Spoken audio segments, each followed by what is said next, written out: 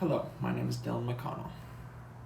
According to the Grip Climbing magazine article, How Climbing Really Began, some of our primate ancestors, the Homo naledi, that lived until about 250,000 years ago in the limestone karst of the Melamin Dolomites in South Africa, left behind the earliest existing fossil evidence of rock climbing skills. While people have climbed to the top of mountains since antiquity, it is finally in the last century coming into its own as a sport.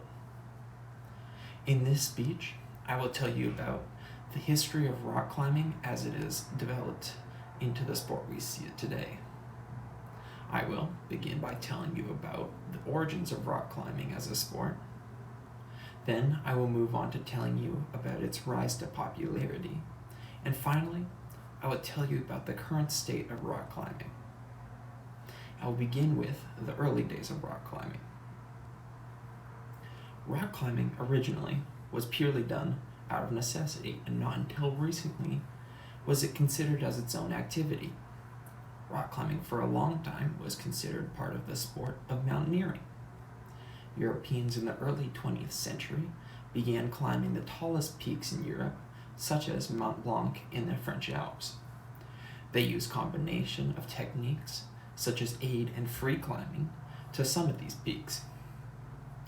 According to the Alpine Institute, free climbing came to be defined as climbing the rock using only one's hands, feet, and body for support and upward movement, while the use of other methods was termed aid climbing.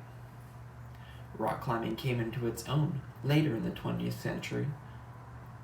According to the National Geographic article, Rock Climbing, From Our Ancient Practice to Olympic Sport, 3 places are credited as the birthplaces of modern recreational climbing: the Peak and Lake districts of England, the Elbe Sandstone region of southeastern Germany, and the Dolomites of northern Italy. There, climbers utilize the skills learned from the early days of mountaineering to ascend rock faces using tools such as primitive steel carabiners and pitons, or soft iron spikes, to ascend walls. Rock climbing finally hit its stride in the 1950s when a small group of climbers began racing to be the first to summit the Great Granite Walls of Yosemite in California. According to the Denver Climbing Co.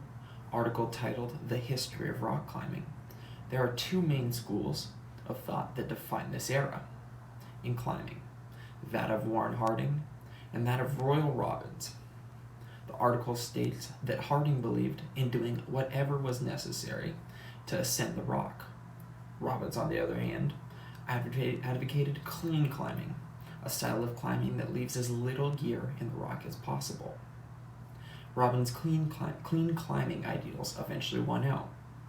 Climbing developed from early mountaineering to rock climbing, finally becoming what it is today, a less intrusive sport defined by its use of climbers as the sole means of ascension.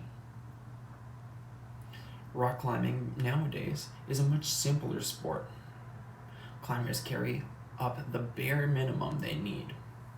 Safety gear consists of a simple harness, such as this one, a rope to tie into, carabiners to attach to the wall, and a control device such as an ATC or Grigri to allow you to safely climb without the risks of falling.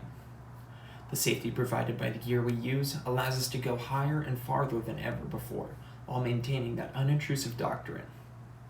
According to the Outdoor Foundation 2020 Outdoor Participation Report, in 2019, there were a total of 5.3 million people who participated in indoor climbing in the US, 2.1 million who participated in bouldering, and 2.4 million who participated in mountaineering.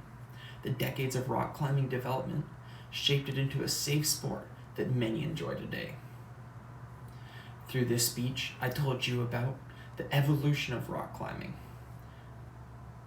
from mountaineering to the early climbing in Europe, and finally to the development of rock climbing in Yosemite to the sport we see today.